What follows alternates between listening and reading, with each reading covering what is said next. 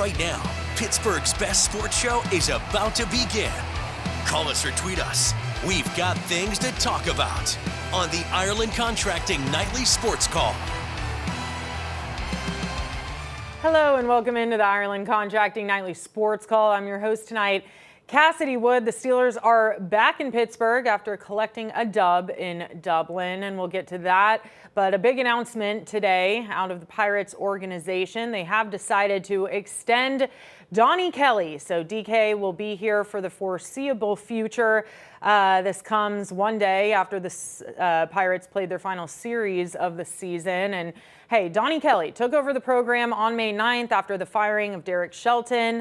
Took the organization 59-65 this season under him. So not, few games under 500. But I will say, being over there a few times when Shelty was there and then when DK took over, I mean, there was definitely a different feeling in the building and a different feeling in that clubhouse once Donnie took the reins.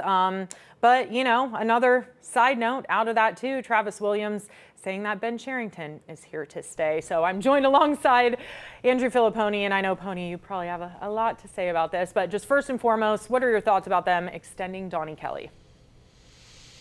Well, I think he's a quality manager. Look at what he did compared to his predecessor, and there was a night and day difference with really the same collection of players. Now, he had a couple of guys get healthy.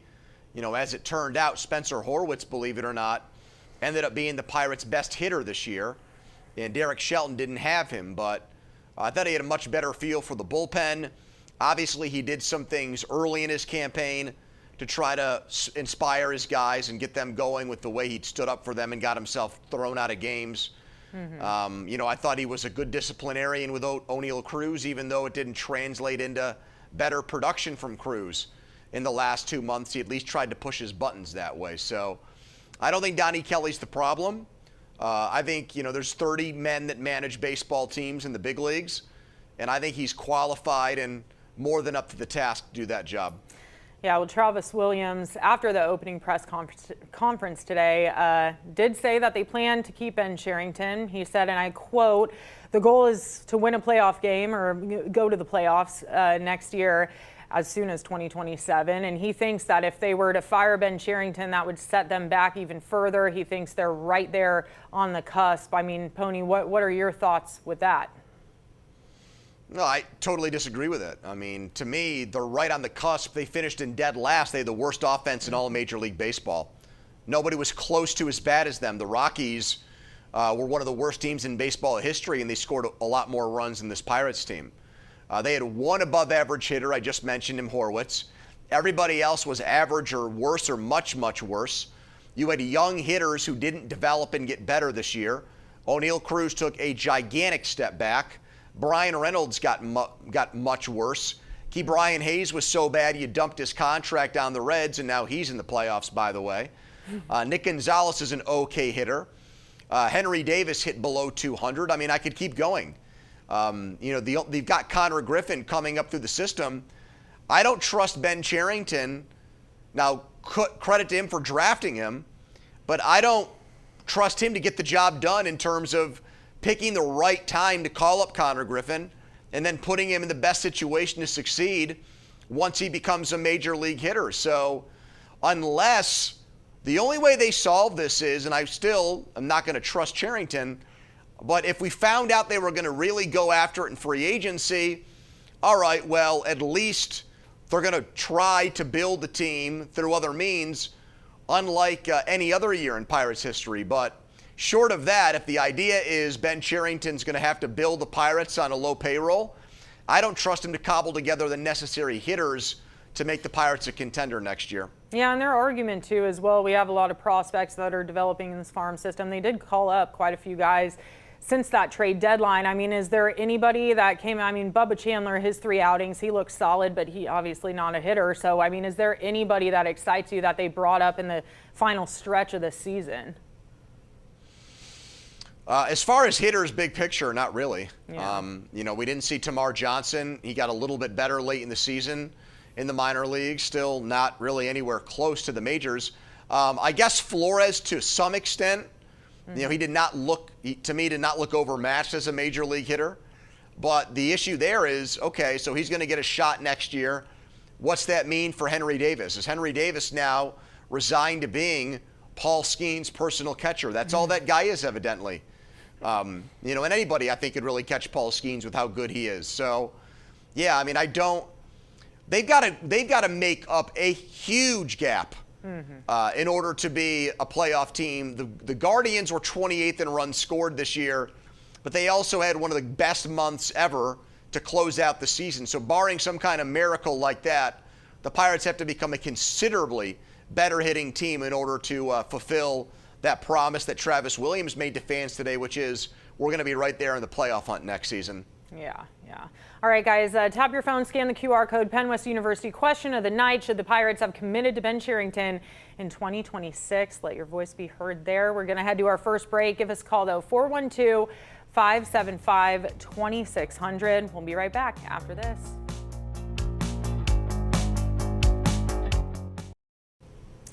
Welcome back to the Ireland Contracting Nightly Sports Call. This is our Xfinity tweet of the night. Pittsburgh Pirates. The Pirates announced we have extended the contract of manager Donnie Kelly. So the Pittsburgh kid stays as the manager of the Pirates. And with that, we're going to go out to the phone lines because we have a lot of callers. We're going to go to Bob in Breckenridge. Bob, what's going on, if I can talk? If I can make a comment on the Pirates first and then Mike Tomlin yesterday. I'm going to sum it up like this with the Pirates. Lifelong fan, college player, still coach high school, youth baseball, eat, sleep, and drink baseball. I was the guy that worked for the Pirates for decades and apologized and stuck up for the Pirates and said one day.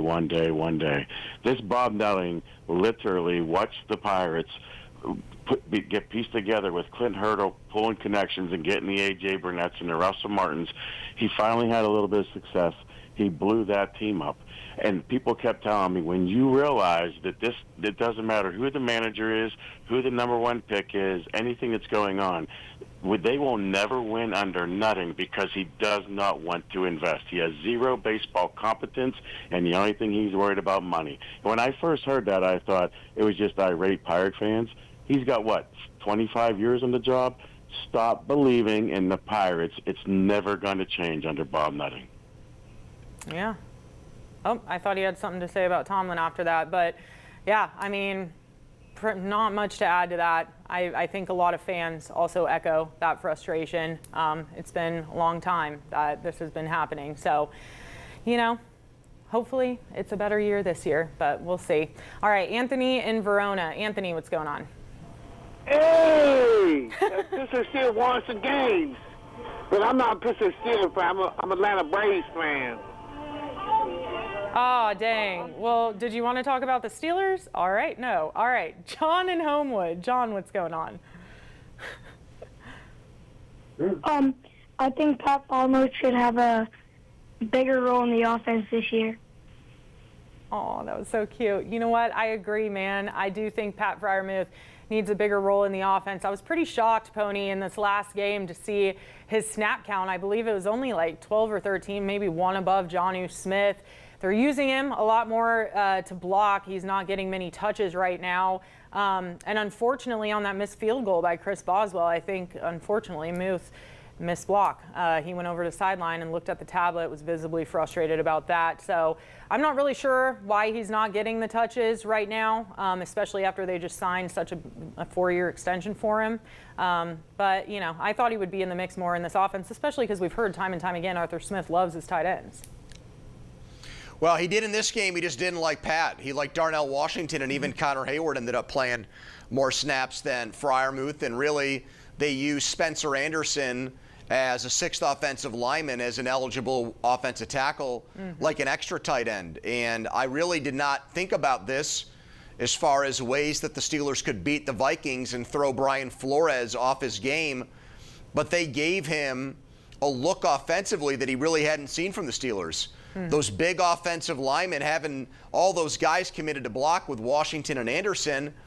And the Steelers stayed really ahead of the sticks there in terms of manageable down and distance throughout the game. They had a lead. They played with a lead, and that really prevented the Minnesota Vikings from ever getting to their very complex, confusing blitzing defense. And it allowed for the Steelers to have their best running game in a very long time, way better than anything they've done this year. You'd have to go back to find a game last year where they were able to put together a run game like they did in this one. So, yeah, Freiermuth got phased out for that reason because he's not as good of a blocker as Washington or Spencer Anderson. And I thought it actually bled into what happened on that special teams play because he clearly did not look like he was as invested or focused on this game as he has been on the rest of the Steelers' games in his career. And maybe the fact that he had a smaller role and a reduced role in this game kind of got in his head a little bit. Yeah, and we were talking about it earlier. I just wonder why they don't go heavy like that more often. Like, clearly it worked, and against a very solid defensive front in the Vikings. I mean, everybody around here picked the Vikings to win that one purely based on that defensive line, which I'm pretty sure at the time was ranking second in the league in quarterback pressure. So I just don't. Why not do this every game? Well, it'll be interesting because the Browns, believe it or not, have a really good run defense.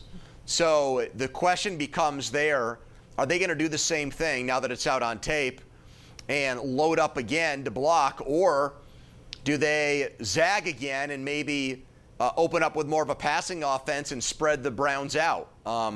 They could. I mean, it's possible.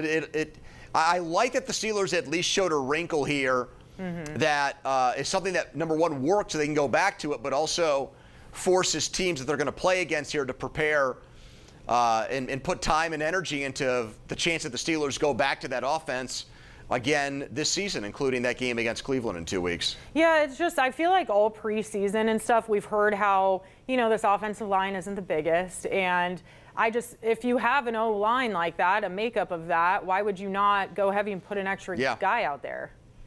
Right, especially because now the guys you're taking off the field are not as good. You don't have a number 2 wide receiver at the moment because Calvin Austin's going to miss time. So it's not like you're bringing in an extra tight end and you're subtracting a wide receiver that's a playmaker or difference maker. You're not. They're down to really one wide receiver who you trust, and that's Metcalf. And by the way, to this, let's put guys in to run the ball, Ben Skoranek played a lot more in this game. And he's a better blocking wide receiver, obviously, because of his size and physicality than a Calvin Austin. The odd man out is really Roman Wilson, who they thought made strides in the preseason, but has not really gotten an opportunity at all here in the regular season. And right now, that really seems like a wasted draft pick and a third-round pick 2 years ago to pick this guy who has really no role whatsoever in special teams either. They have not used him as a return man, and that was something he did at Michigan. Yeah, when Calvin left the game, they went to Scotty Miller. I mean, that was pretty impressive. Like, I was very high on Roman Wilson coming into the season. I thought he was going to be a difference maker and a potential. I mean, at one point we were talking about him potentially being able to step up and fill that wide receiver 2 role.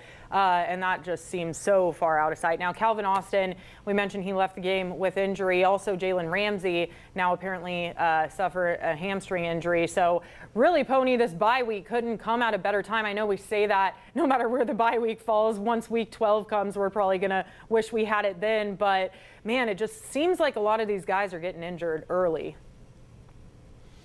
And not only that, but Cleveland's got to go play in London on Sunday, and then they got to come back and play the Steelers on the road the following Sunday. So they don't get any extra time to recuperate and get their body clocks back adjusted to playing over here. Right. And so the game's in Pittsburgh as well, where the Browns, other than that one playoff game in 2020, they almost always lose. So that, to me, is also a big strategic advantage, scheduling advantage that the Steelers have for this game coming up. There's no reason why they can't be 4-1 and have sole possession of the AFC North for the first 6 weeks of the season. It's really there for the taking. And then you've got Jake Browning on a short week after that. I mean, this early season schedule is much easier, Cassidy, and it looks like the Steelers are actually going to be able to take advantage of that now. Yeah, and of course now Lamar Jackson apparently hurt. We'll see if he will be ready to go against the Texans this weekend, but looking like as of right now he's questionable, Shefty said today. So we'll see how that pans out. But all right, guys, we're going to head to break. Give us a call, 412-575-2600. We'll be right back after this.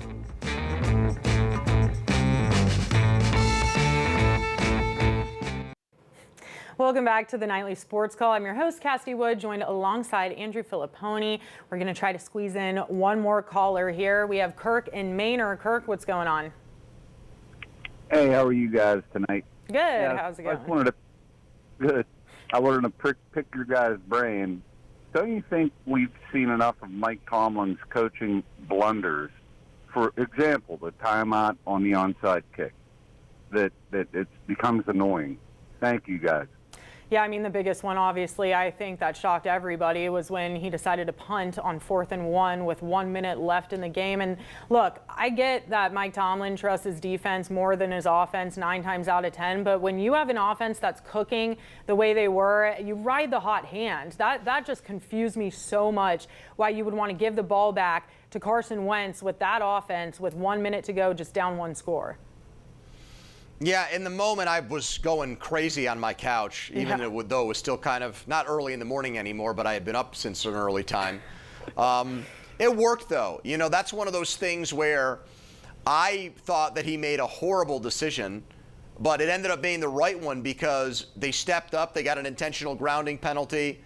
They pressured Wentz. They almost had an interception with James Pierre, and they really didn't move the ball on them at all there. So, you know, if it had come down to like a missed field goal or a blocked field goal or something, then I think Tomlin would have ended up looking a lot worse. You know, all the analytics say you got to go for it there.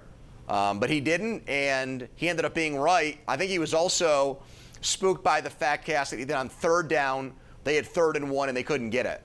So maybe he thought, okay, there was your shot to get it in short yardage. Now I'm going to trust my defense. And the defense has played much better, I think, the last 2 weeks.